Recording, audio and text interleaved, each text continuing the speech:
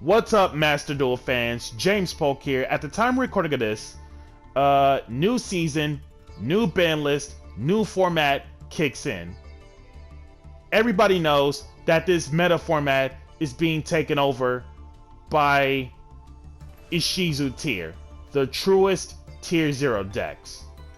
The only way to beat Ishizu tier is a mirror match or a good pilot knows the experience in taking on against Tearlaments. Which is why we are going over cards to deal with it. You have 3 fusions, Kid Kalos, Root Kalos, and Kaleido Heart. If these two on the field end up on the same board together, your opponent is going to be in a tough spot.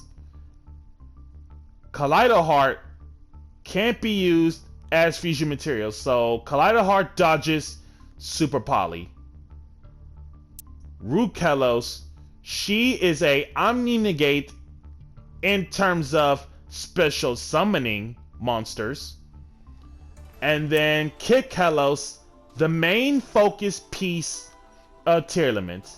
If Kid Kalos goes off, your opponent is in a pretty bad spot. 4 main deck tiers: Sharon, Rhinoheart, Merlee, and Halfness, as well as the Ishizu package.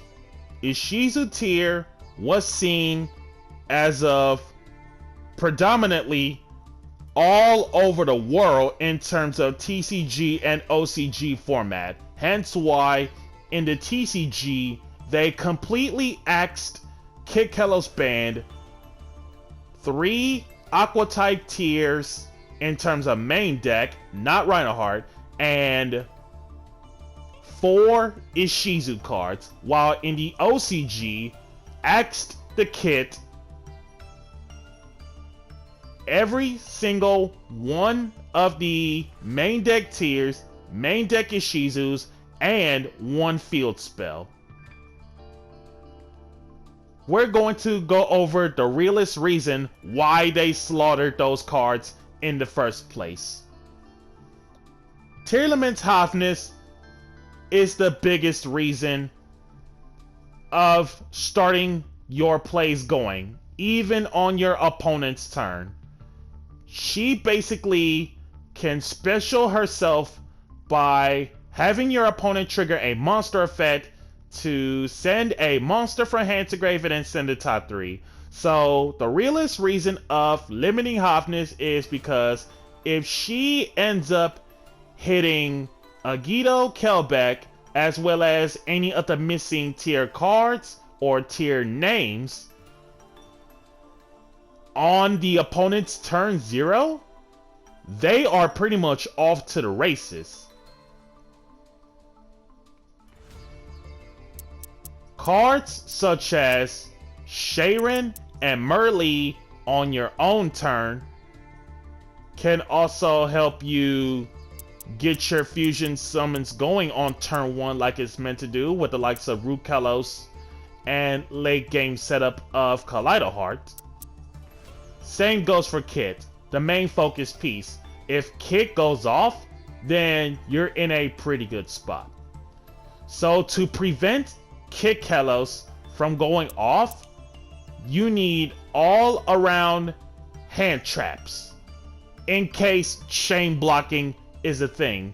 So if they were to have a main deck tier, the Aqua Ladies, as well as Kit on the field, all around hand traps in terms of going second, that would be the likes of DD Crow, Effect Veiler, as well as Infinite Impermanence can help you stop the Kid Kalos from going off. And to prevent bigger boards from happening, cards such as Shadow Imprisoning Mirror, Transmigration Break, as well as Soul Drain can completely cut off the tiers. Soul Drain prevents activation not negation, but activation in terms of graveyard or banished, while Shadow Imprisoning Mirror negates all dark monsters in terms of field or graveyard. So to get around that thing, they still have halfness in terms of hand effects, as well as Tearlament Rhinoheart because he's a water. Same goes for Rukalos because she's a water. So if you don't deal with either Rukalos Rhinoheart or Halfness hand effect, then it's pretty much of a wasted effort of sorts. So to prevent Tearlaments from playing the game or to completely cut them off, you need something such as Dimensional Barrier to prevent Tearlaments from going off in terms of fusion summoning plays by calling fusions. And there is another card to completely hinder them from playing the game, which of course I forgot to add it onto the list, so do not mind me. It's been quite a long while. So there's the card, non-fusion area. Most cases, no one fusion summons. If the card sticks as of going first in terms of Shadow Mirror, non-fusion area, as well as Soul Drain and Transmigration Break, you are in a pretty good spot. Transmigration Break simply says any cards that would be returned to the deck from the graveyard are banished instead. So this completely cuts them off from fusion summoning, because a lot of times that tier players tend to go off by putting cards back just so that they are able to not only prevent themselves from decking out in a grind game state, but for the follow-ups, if your opponent doesn't have any answers to stop the oppressive tier 0 Ishizu tier board, then opponent is going to pretty much lose.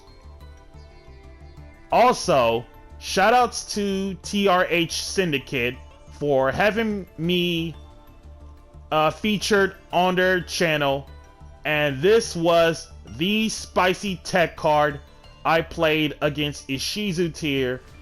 And if the card sticks the landing in some games against Ishizu tier, unless they get rid of this card, you are in a pretty good spot. Now, to talk about cards from the graveyard to prevent from doing something. Aside from the fusion summon, you also have Rhinoheart's graveyard effect in terms of special summoning it out off from its own effect. So cards such as Ghost Spell and Skullmeister prevents that from reaching Rhinoheart out. Same goes for Kick Kalos to prevent the Mill 5, but most of the time is going to get chain blocked. But Rukalos, you can definitely Ghost Spell and Skullmeister once Rukalos hits graveyard. And then Kaleidoheart, on the other hand, upon being sent to the graveyard just because of a card effect, special summon this. So once again, you have Ghost Spell as well as Skullmeister to stop Kaleidoheart from coming back. Now, to talk about this interesting ruling to remember.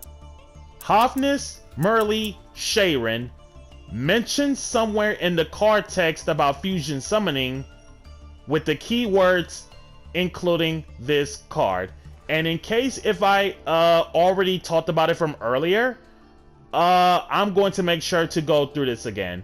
Keywords including this card. So cards such as DD Crow and Call by the Grave, the intended target from any of these three, it's just to prevent them from going off in terms of fusion summons. And then if you happen to play against Tear, the moment they have Merlee summoned as well as Sharon, chain D-Shifter, just so that no Tear ends up going to the graveyard, as well as any Ishizu package. And to top things off, whenever your opponent summons the Merlee, once they activate their effect, chain D-Shifter, just so that they are going to end up having banished cards milled instead of hitting the graveyard, just to completely cut them off. Now, to talk about 2-card combos. What makes 2-card combos to out the whole entire Tearlaments board? Tearlaments are darks as well as water for Rhinoheart, while Root Kalos is water, while Kit, Kalos, and Kaleidoheart are darks. You need something to prevent them from playing the game, or in terms of resurrecting them out. So the 2-card combos you need are any of the barrier statues as well as Raigeki, because when it comes to Tearlaments being destroyed by card effects, normally they will get their fusion summon going, but what fusion monster in Tears do they have that's either fire, earth, or light for them to go off? We're not going to put water statue in it because Rhinoheart and Root Kalos is a card. So most cases it is these 3 barrier statues as well as Raigeki. It is essentially a 2-card combo. But that's not all. What's even more important in another 2-card combo, you go Dimensional Fissure first, so that any monster ends up from the graveyard actually gets banished instead, and then follow this up with Raigeki, just so that all of the Tear names are going to end up getting banished instead of hitting the graveyard. And with that being said, this is James Polk on the top of the talk on the ways to counter Ishizu Tear. Am I missing any cards that deals with stopping Ishizu Tear? Just let me know. Once again, be sure to like, comment, subscribe, and share. And if you haven't already, hit that notification bell to keep yourself constantly updated. And we'll catch you guys next time.